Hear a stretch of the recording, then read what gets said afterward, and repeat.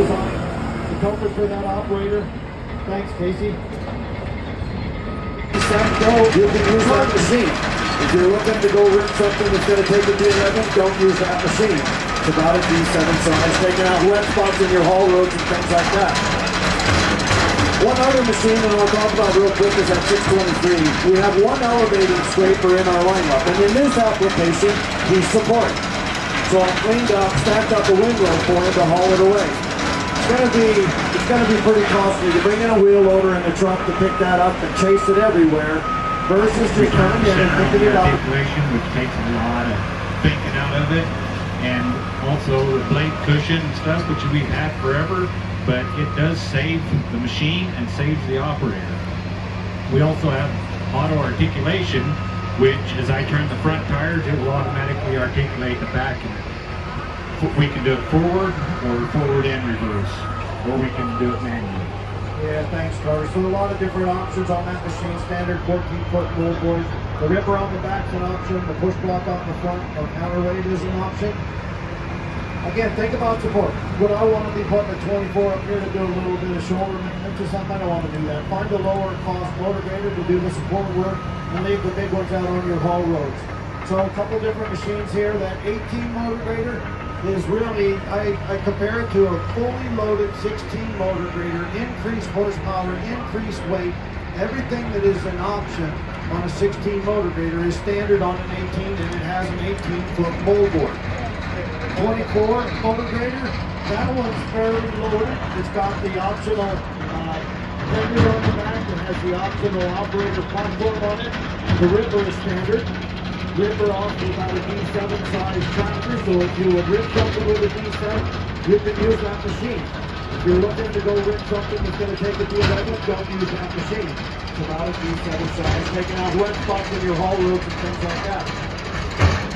One other machine that I'll talk about real quick is at 623. We have one elevating scraper in our lineup, and in this application, we support. So I cleaned up, stacked up a windrow for him to haul it away. It's gonna be pretty costly to bring in a wheel loader in a truck to pick that up and chase it everywhere, versus just coming in and picking it up with that 23 and take it away. Or load it with road rock and come in and spread that material on the road. So back to the motor graders, they also have cat grade on them, and I'm going to go back and talk to Carter here in a minute about the benefits to that. But let's come back and talk about the 24. Let's talk about the operators. So one of the most important machines on the road, and remember, you maintain your haul roads, keep the wet spots out of it. That's going to keep your truck speed up. But I need to make sure I have good crossfall, my supers are good. There's a whole lot to go on. So this is a deal that XE. That tractor looks very, very similar to a conventional D11, and you really need to know what you're looking for to tell the difference.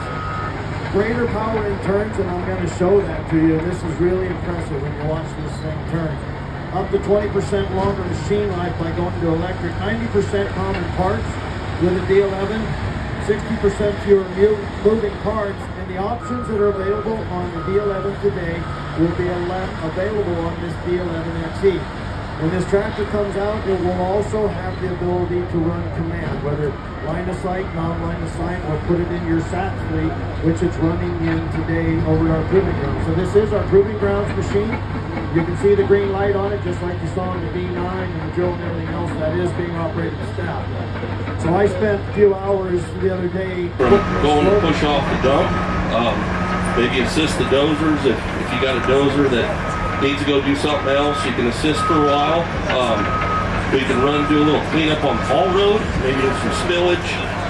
The other thing we can do is if we got, let's say there's a low spot haul road and you don't want to bring your track dozer over, we can run over. This thing's big enough, heavy enough, we can push those big loads out, spread them out, and then get the compaction we need to put that road back.